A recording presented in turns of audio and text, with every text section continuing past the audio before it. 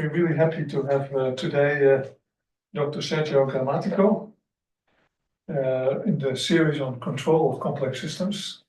We had a few talks, lots of indeed more engineering based also, and that's where the control is also, so that's very appropriate.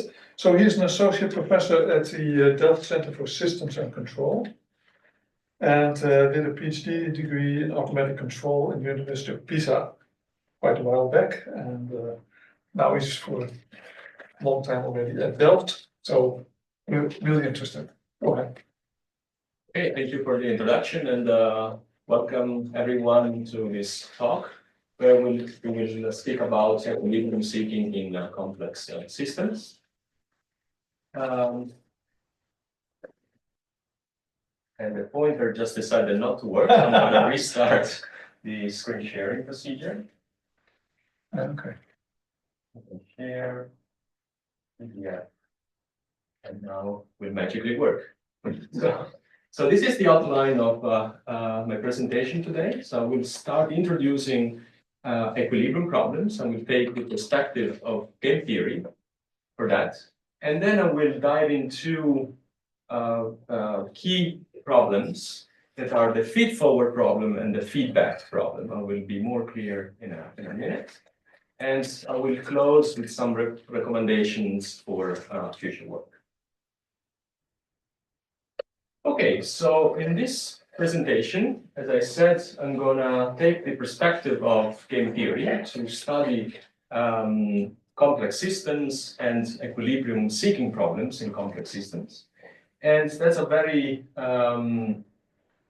useful mathematical framework because it allows us to characterize complex systems, complex infrastructures where we have multiple decision makers, so multiple agents that take decisions. Those might be selfish, so self-interested or even non-cooperative, and they have to share resources. So from a mathematical perspective, this has been studied in the context of optimization theory, variational inequality problems. But in engineering, it has a lot of applications in electrical grids, heating grids nowadays as well, in wireless networks. And there are also applications of game theory in reinforcement learning, artificial intelligence, and multi-agent reinforcement learning.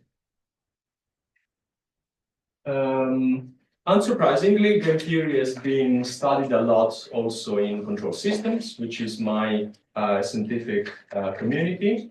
And here we see three representative special issues of the Control Systems magazine, where people have studied how multiple agents can cooperate with each other to accomplish a common control task. People have been studying how to play games over networks, so how to affect the communication between users such that a certain goal is achieved despite the presence of non-cooperative decision makers. And finally, people have studied games to somehow model as well as influence the behavior of users with machine interfaces.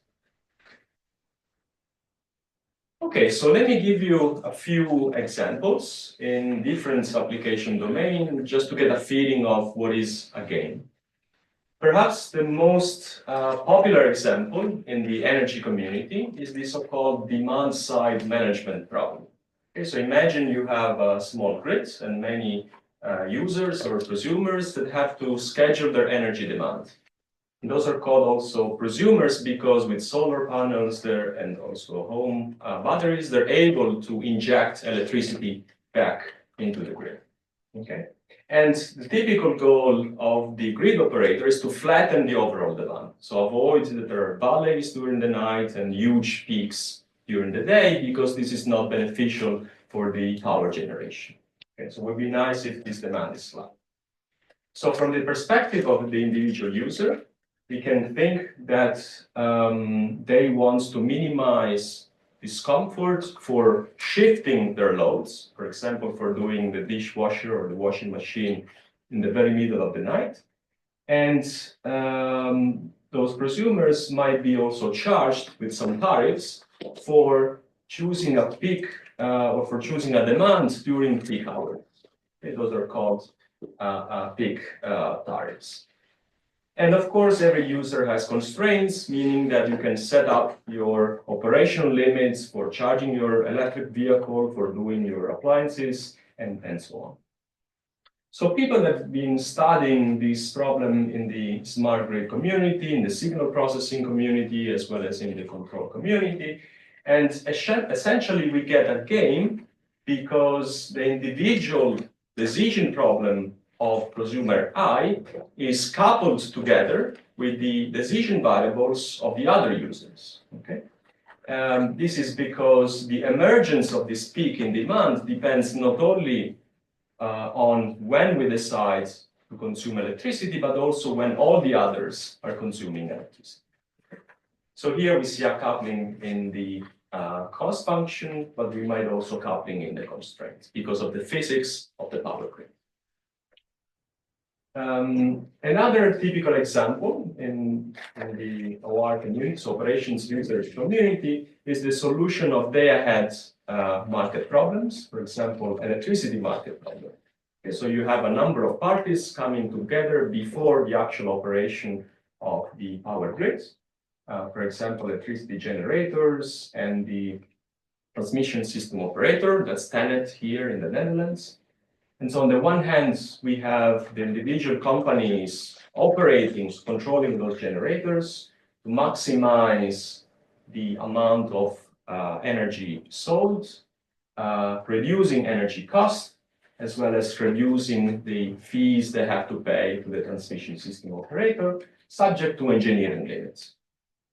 On the other hand of the spectrum, we have the transmission system operator, say TenneT, that wants to maximize some revenue function, okay, by giving fees or tariffs to the individual generator, subject to some operation constraints of the grid, okay, typically transmission capacity. You do not want too much power to flow in the very same line at the very same time slot, because that might overheat the cables. Okay. And again, we see the way those optimization problems are coupled together through the objective functions, and this generates a game. There are also games going on in traffic. You can imagine that traffic drivers are very much selfish individuals, and when they do not nicely cooperate, we see traffic jams regularly every day. Also in robotics, this phenomenon is analyzed.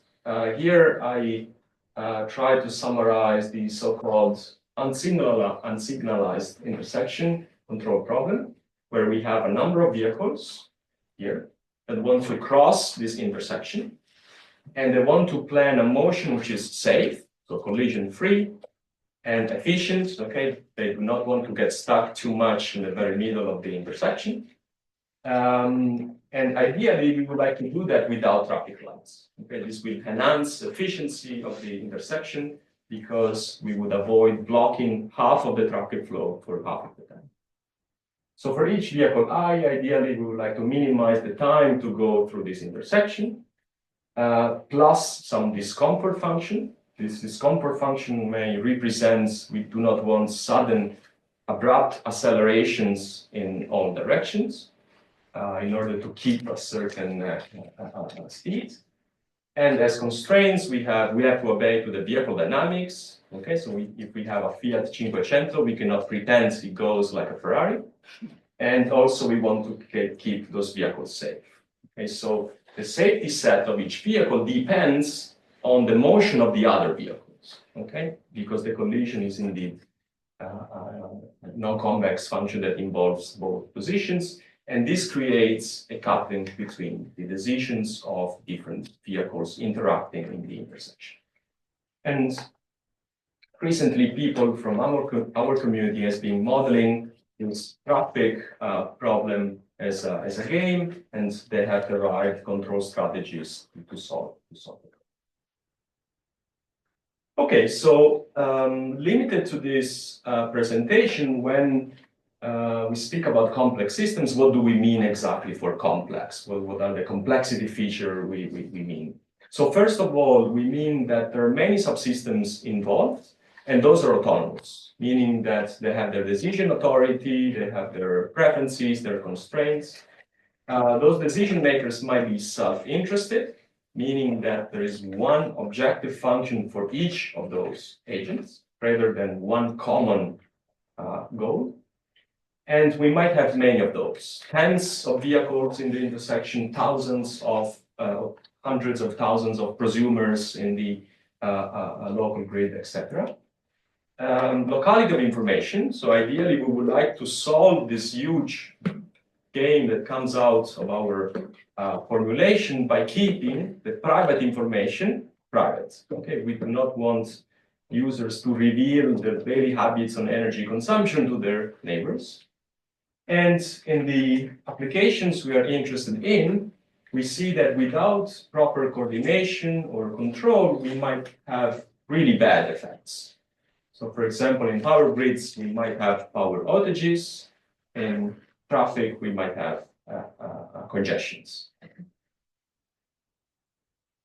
Okay, so in this context, today I'm going to talk about this loop, this control loop, where on the one hand, we have the so-called feedforward problem. So the part of the scheme which is here above. Okay, so here's our system, and we would like to find the references those agents or those vehicles have to follow in the ideal case.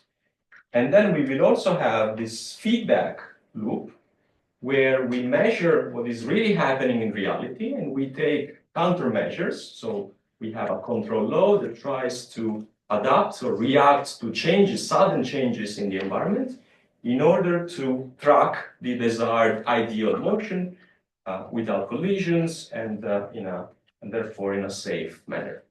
Okay.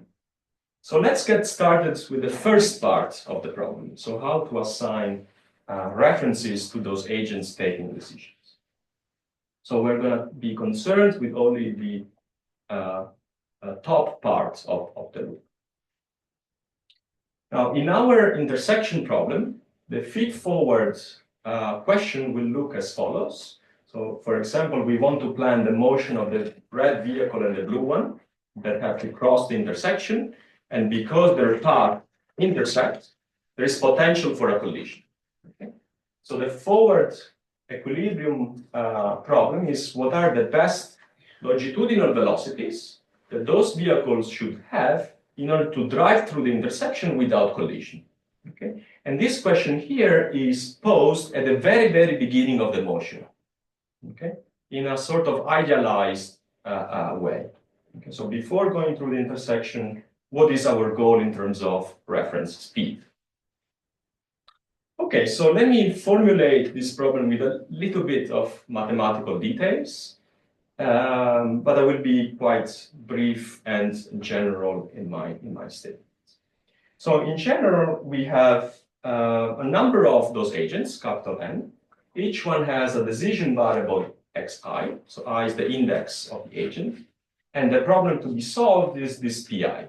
So pi is the problem to minimize a certain cost function ji, subject to constraints, local and coupling constraints. So imagine the local constraints are the limit you have on the acceleration of your vehicle, and the coupling constraints are the safety constraints between two vehicles.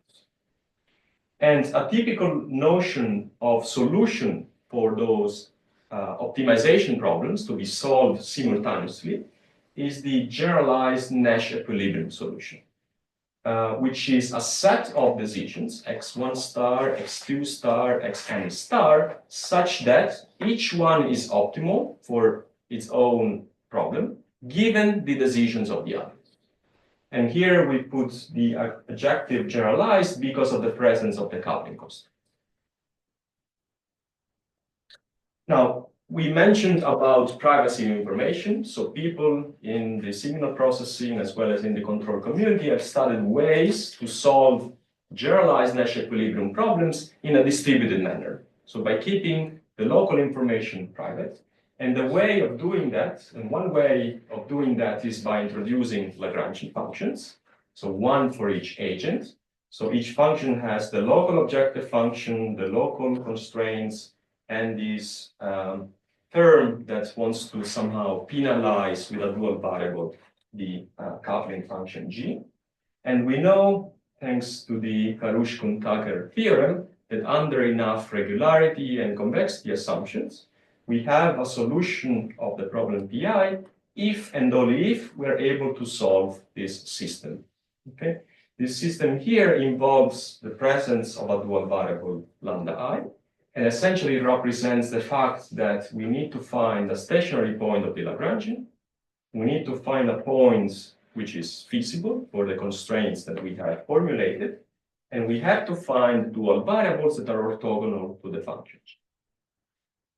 Okay, so under convexity and monotonicity assumption of the pseudogradient, that system of equation can be solved. So people have found several methods to solve the problems. I'm not diving into the details of the actual algorithms, but I would like to highlight the way of thinking for an algorithmic solution. So what happens in the more general case is that we start off with our optimization problems. Okay, so we take the application, we formulate the optimization problems. We translate those into the KKT conditions that we saw in the previous slide. So mathematically, we would like to find a zero of this KKT operator, so a solution of the system we saw before. And there are several ways of finding such solution via iterative methods. So we start from an initial guess, then we iterate a certain operation on this initial guess, we get a new guess, and so on and so forth, until hopefully, thanks to some system theory proof, we're able to show convergence to an equilibrium. Okay. So mathematicians and economists have studied, first of all, the problem of existence and uniqueness of equilibria already from the 50s. And in the last 15 or 20 years, people have also studied different ways, so different algorithms in order to compute those equilibria. So here I report just a few references. And today I would like to focus on only two key challenging problems associated to generalized Nash equilibrium problems. And the first one is what happens when we have multiple solutions. It's a typical outcome that your game has multiple solutions. This might happen even if your problem data are convex and your pseudo-gradients are monotone and your sets are compact. So even in the simplest case, we might have multiple solutions. Most of those are inefficient from a system level perspective, especially in traffic. It is well known that selfish routing might lead to system inefficiencies, and people have also characterized theoretically how bad is such inefficiency. So the question is how to reach an efficient equilibrium when we have multiple ones. So in fact, we can formulate that as another optimization problem that essentially says, among all solutions of the KKT system, so among all pairs X and lambda that solve the KKT conditions, I would like to find a pair that minimizes a certain objective function, which, for example, is a convex one. Okay. And what we can assume to be available is an operator T that generates an algorithm that is capable to reach to one of those equilibria. Okay, so imagine we can solve the generalized Nash equilibrium problem, and there is a vast literature for that. But we don't want any of those equilibria. We want a specific one. We want the one that minimizes phi. Okay, how can we adapt the algorithm towards that goal? Okay, so people in operations research have studied a slightly different problem that recently we have adapted to generalized Nash equilibrium problems. And the answer is given in this equation up here. Essentially, we have proposed a variant of this hybrid steepest descent method, which seems complicated, but in fact does, right here, there's a convex combination between iterating the operator T that we know will get us to one of those equilibria, and iterating this operator here that has the gradient of the function that we want to minimize. So this here is nothing but the gradient descent operator. Okay, so in a way, we can show that by doing this convex combination between an algorithm that gives us any random equilibrium and a sort of gradient descent of the objective function, we can reach a solution of the formulated problem P. The key trick is to choose the step size as vanishing, non-summable, and square sum. Okay, the second complex feature or challenging feature on generalized Nash equilibrium problems I would like to talk about is the presence of random variables. And this is very relevant because our models or our perception of reality might not be exact. Okay, so there might be some parameters that we do not know exactly, and those are modeled as random variables. Okay, so now imagine that in our game equilibrium problem, our objective functions, Ji, are replaced by a stochastic version of those. They're replaced by, for example, the expected value of Ji, where the expected value is taken with respect to some random variable xi. And the typical assumption, at least in my community, is that of this random variable there, we have some data samples available. Okay, so imagine the control of a microgrid in the electrical network, where we have users with solar panels. Okay, so the solar generation is somewhat random in the sense that in the day-ahead market, we cannot predict exactly how much power will be generated by our village of prosumers with solar panels. Okay, we might have an estimate based on the production from the day before, from historical data, based on some forecast, and those estimates are somehow data points, data samples that we might exploit in order to approximate the expected power production of this microgrid that we want to optimize. So many samples are available. That's a typical mathematical assumption. And this assumption is associated with the so-called stochastic approximation method. Essentially, instead of using the pseudo-gradient of the game, so the operator that puts together the local gradients, we have an approximated version of that, which is the empirical sum of the sampled pseudo-gradients. So in other words, we use the data in order to create approximations of those gradients, and we use those approximations as they were the true gradients. That's the idea of stochastic approximation that people have been exploiting in the last 2 decades, or decade and a half. And the key to guarantee convergence is to slow down the update of the decision variable because of the presence of such randomness. So instead of directly updating the decision variables x with a projected gradient, we have to slow them down with a first order filter, for example.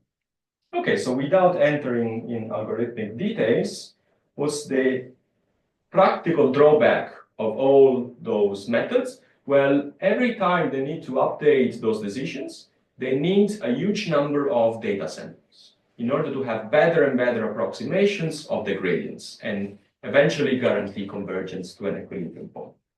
So this is called increasing batch size assumption and might be rather impractical in many cases. So let's see a numerical example on how that works. So here we have a problem with a population of electric vehicles to be charged, each one over a finite period of time and time slots. Each one has some constraints on the state of charge and a desired final state of charge. Okay, so imagine you plug in your electric vehicle and you tell the software, I would like my state of charge to be 90% by 8 a.m. Tomorrow morning. and it never has to go below 20% and never has to go above 90% because the battery will be damaged. And imagine that the cost you pay for this charging process is proportional to a battery degradation cost. So you want to avoid that you charge too fast for too many time periods. And also the provider might give you a price tariff which is proportional to the peak on the same on the grids where many other vehicles are plugged in. Okay. And okay, those prices might be uncertain, your battery degradation cost might be uncertain because we do not know precisely the chemistry of our battery and so on. So we have some stochasticity in the resulting gain. And we have adopted a projected gradient algorithm to solve the charging problem. And what we see here is that, well, on the y-axis, we have the distance of the current decision, x, from the equilibrium one, x star, the one we want to reach. We have a log-log scale. On the x-axis, we have the iteration number of our algorithm. And we have different curves. Each color represents a different choice of the communication network, essentially how information is gathered. And the clouds mean that we do several experiments over several values of the parameters, over several initial conditions, over several price tariffs, and so on. So what do we observe? First of all, we need a huge number of iterations to converge, and that's expected because of the stochasticity and approximations we have. And also, by gathering information in different ways, we can speed up the algorithm by a factor 2, but not too much. Okay? So in simple words, the method works, but it is quite slow and not sure whether it's truly applicable. So this is why recently people have studied alternative formulations, where the idea is that you use only a limited number of data samples once and for all in order to construct an approximation a priori, approximation of your stochastic objective function, and you formulate a Nash equilibrium problem in a robust sense. Okay? So you use a few samples to construct possible probability distributions that are compatible with the data you observe. Okay? And then what you minimize here for each agent is the worst case among those potential probability distributions. So this concept is very popular in optimization. It's called distribution robust optimization. And in the last years, people have studied the counterpart applied to game equilibrium problems, where there is this dependence on the decisions of the other agents. Sorry, is there any guidelines how to choose this set? This one, the set of the potential probability distributions. People have used the Wasserstein bonds with different norms, norm 1, norm 2, so this is up to design. But the idea is that you take p hat, which is the probability distribution associated with the data that you have available, the forecast or the historic data, and around this probability distribution, empirical probability distribution, you construct a ball of potential probability distributions, and this ball here has radius epsilon, calculated with one norm or two norm. There are many ways of formulating such a set of distributions. And this set here is called ambiguity set. Okay. All right, so what you want to prove in those types of formulations is that as you take more and more samples, your distributionally robust problem coincides with the original stochastic one, meaning that it's a good approximation of the original problem. And also, you would like a distribution robust formulation that leads to something that you can numerically solve. So something which is finite dimensional rather than infinite dimensional. And we have tried to do that for a certain class of games in this manuscript. Okay, so here I have another numerical example, a Nash-Cournot markets, where we have n firms selling products over different markets, subject to constraints, both local and global. and each company's profit maximizing. Again, we have uncertainty in the price of the products they are going to sell on the different markets. And compared to the previous simulations, here we observe that we only need, say, 30 or 50 samples in order to have relatively good approximation of the stochastic generalized Nash equilibrium set. And at some point, when you use more and more samples, well, your equilibrium costs do not fluctuate anymore. Okay, meaning that you get a minimum amount of samples, which is critical to construct a good approximation. And if you have more, you add in very, very little information to the approximated problem. Okay, so so far I tried to summarize some questions, typical questions arising in the feedforward problem, so that of solving the generalized Nash equilibrium problem under the existence of multiple solutions as well as under the presence of stochasticity. Other interesting problems related to the feedforward one nowadays is when there is little information available to the agents in order to update their variables. Okay, those are called games with partial information. But I will not cover them today. What I would like to show now is instead the feedback part of the loop we saw before. So this part here.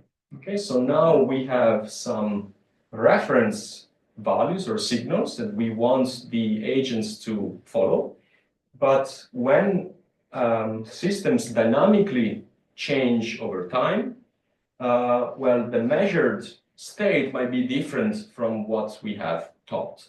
Okay, so we need a correction mechanism in order to steer the system back to a desirable behavior. Okay, so here I have an example of the feedback equilibrium question in the intersection case. Okay, so now we are again the red and the blue vehicle. We have already started this maneuver to cross the intersection. So we are more or less here and here. And the question is how to best react to the dynamics of the other vehicles in order to follow as close as possibly the reference motion that we have computed before, while still avoiding collisions and still letting the vehicle finish the maneuver. Okay, so this question here is very relevant because in reality things might have changed compared to our model of reality at the very beginning of the motion. Okay. On the other hand, this question would be irrelevant if our model at the very beginning of the trajectory was perfect. If we knew exactly how all the other vehicles move around, we knew exactly all parameters related to friction and acceleration on the road and so on and so forth. Okay, so let's see how we can formulate that by using systems and control theory, how we can formulate this problem. First, I would like to mention that in the open loop case, differential games and difference games have been long studied, while in recent years there is interest in feedback control in dynamic games, especially in the case with linear system dynamics and quadratic objective functions. So there is work in characterizing Nash equilibrium trajectories in both open loop and closed loop through feedback mechanisms.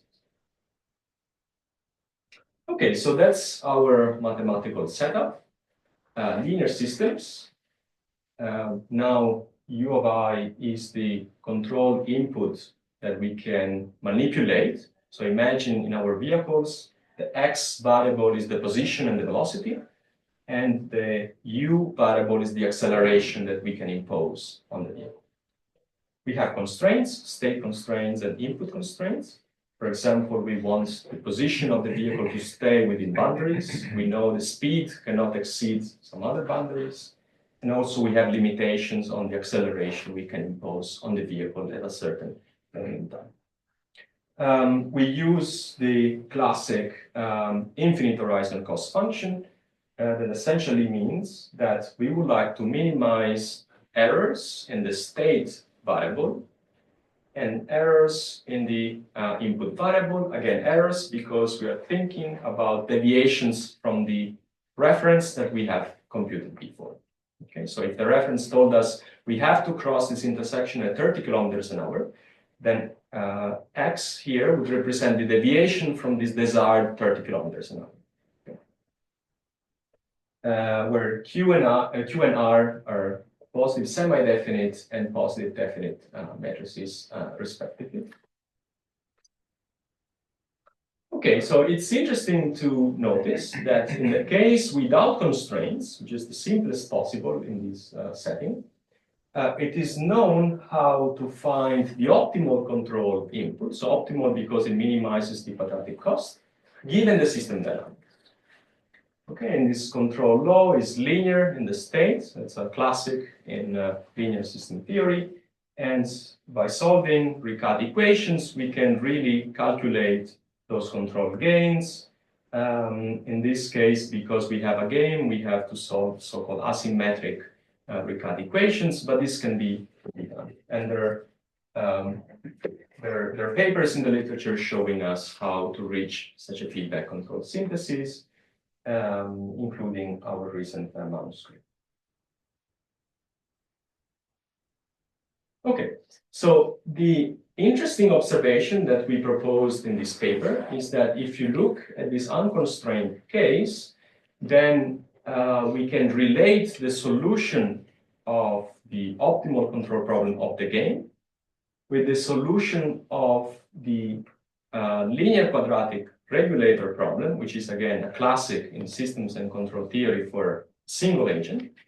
And this relation is that the former is the LQR solution, linear quadratic regulator solution of a single agent problem on an augmented space.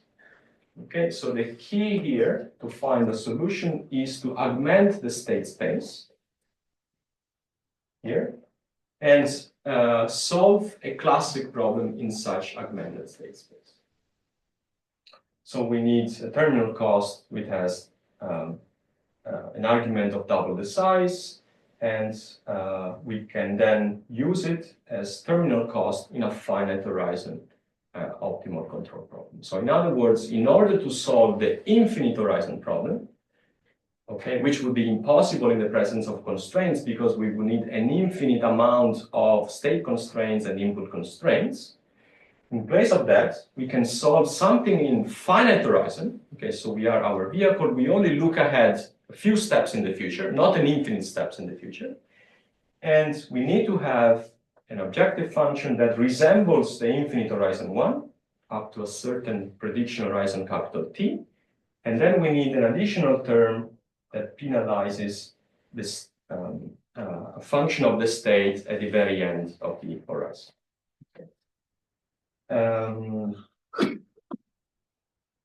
Okay, so computation is very attractive. We don't need to solve over an infinite number of decision variables, but we can do it over a finite number of decision variables with a finite dimensional problem to be solved at every time instant. Okay, so our results are then the following. When indeed you use such finite horizon optimal control formulation, then the solution you get out of that is a feedback synthesis of the infinite horizon Nash equilibrium problem. And when you plug in this control input in the system dynamics, you have asymptotically stable dynamics. Okay, so everything is nice and stable. You don't have oscillations or variables that blow up to infinity. Okay, so this slide here is more of computational interest. Essentially says the problem we propose to solve at every time step cannot be associated with a Nash equilibrium problem, but it is a variational inequality problem. So something we can definitely solve numerically. Okay, I have two application examples of such dynamic games, as well as an animation to illustrate what these vehicles are doing over the intersection. So the first example is a little simpler than the intersection. It's the vehicle platooning control problem. So imagine you have n vehicles. They have to drive one after the other on a single lane, and they have to keep the same speed and a certain safety distance from each other. Okay, so truck companies are interested in that because when their trucks drive one after the other at a certain distance, they can save fuel for the overall convoy. Okay, so one vehicle imposes the speed to be followed that everybody should follow, and the others want to match this speed and reach a certain safety distance. Okay, so the X variables are the relative distance and the relative speed among the vehicles here. We use a double integrator linear dynamics, safety distance constraints, as well as constraints on the speed and the acceleration. And we have quadratic objective functions of the kind we solve.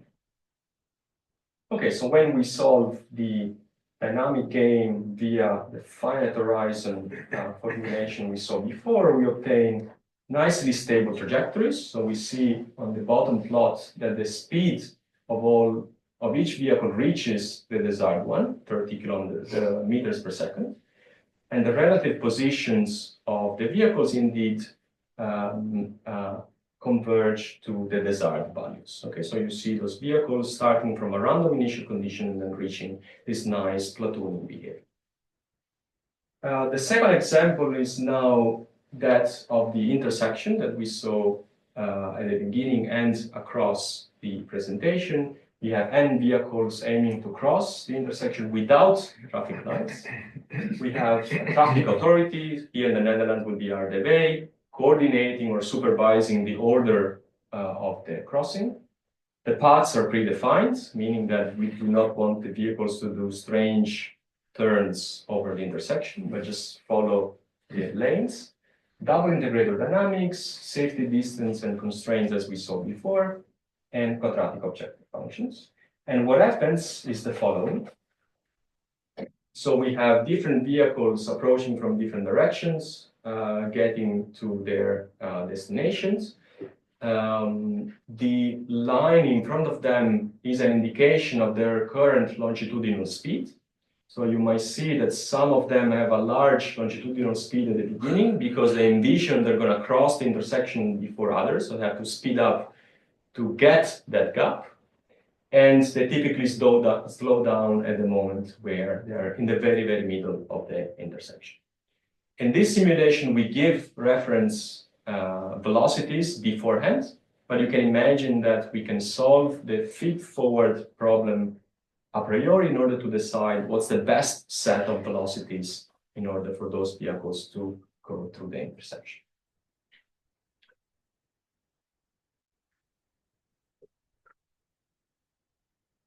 Another comment is that there are some pairs of vehicles who do not interact because their path will never cross, and those do not participate in their associated game, while some others have paths that intersect, and therefore there might be potential for collision. The final remark is that we submitted this animation to a conference, and the deadline was this morning, 9 a.m. so this morning we updated the animation to make the geometry of the middle of the intersection a little bit larger in order to avoid those visual moments where some pairs of vehicles seem to intersect. But I have another animation where this does not happen. Didn't have time in the training to update. Is there a constraint that right has the right of way as it has in the Netherlands? I No. don't really see that back. No. Because I think many of the parts No. would not happen in No. practice. People just stop if something comes from No, the right. so this limitation is not there. So the idea is that those vehicles are autonomous vehicles. They're just trying to maximize the efficiency of the intersection, which makes that rule unnecessary. Yeah. But here we impose a certain order for the crossing. Okay, so there I imagine again responsible from RDW saying that in those traffic conditions, then I would rather let vehicles approaching from this direction to pass before those others because I want to increase flow in this direction. Okay. Because the problem itself to find the best crossing order becomes mixed integer and way harder to solve. Okay, so I would like to conclude, hopefully on time. Yeah. So the first two bullet points are the main take-home messages. When you have a game equilibrium problem under convexity and regularity and monotonicity conditions, this can be formulated as the problem to find a zero of monotone operators, which is a mathematically well-established problem. Then you will need fixed point theory and system theory to analyze convergence of algorithms to those equilibria. As outlook, I gave these 3 bullet points. We have studied stochastic equilibrium problems, but I still believe that robustness to uncertainty, both in the feedforward case and in the feedback case, is still not fully studied and should be explored further. Little theory is available in the non-convex case. We have some works, but with limited mathematical assumptions. And currently, what I've presented and what is done is equilibrium-seeking models and algorithms where the agents know the model of their problem, while in reality, they might only have some data that are hopefully representative enough of those models. So a data-driven game equilibrium-seeking theory is still yet to be developed. Okay, so I would like to thank my students and collaborators over the years, the funding agencies, and thank you for your attention. Thank you. Very nice. Really, nice to see these topics. Any questions? Yeah, on the back. Yeah, you just mentioned that it's unnecessary to have the right of way as a constraint in the system because they're optimizing for optimal paths, whatever. But I can imagine in the online version, especially when there's uncertainty, you might not reach the most efficient equilibrium online. So would it then be a possible benefit to constrain the system top down from it? It could be a good solution to some highly uncertain situations. So first of all, those paths are based on reference speeds that are predefined by us by hand. They're not optimal in any way. There could be that the light blue vehicle here should slow down in order to be more efficient. When it comes to the online problem, so the online problem is to try to track this reference speed that you were given at the very beginning, subject to possible unpredicted dynamics or uncertainty happening in real time. A conservative solution would be to add more constraints in the kind of motions or priorities that vehicles have with respect to each other, but it's still to be studied or understood whether those limitations can lead to deadlocks. Okay, so since I have to let the other vehicle pass, I cannot move, and therefore I'm blocking a third vehicle waiting for me to pass.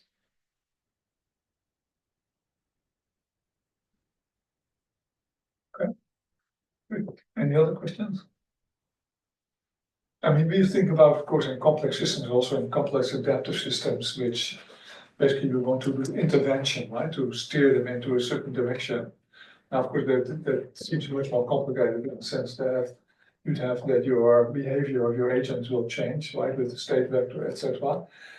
And also there might be all kind of emerging phenomena like collapses and, well, all kind of, say, unexpected phenomena because of the mutual interaction, right?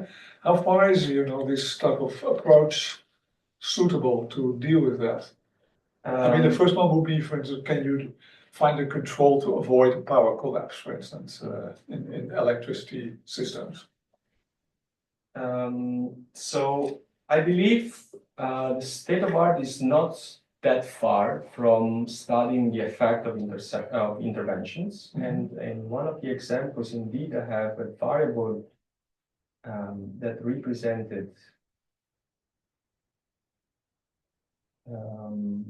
that. So you can imagine that what this lambda variable is doing. So Tenet has those tariffs. What this lambda variable is doing to the individual generators is to try to change their behavior, the way they would propose injecting power into the grid. Yeah.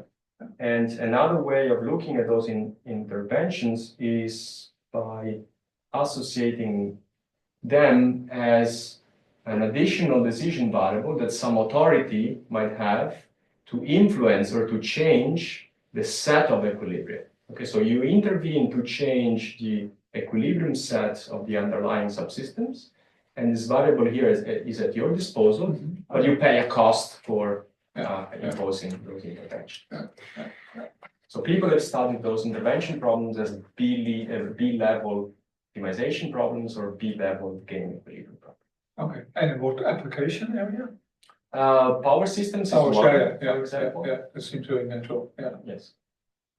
Okay, great. Any other questions? Anybody? Okay, well, then let's thank you very much again. Thank you. And we don't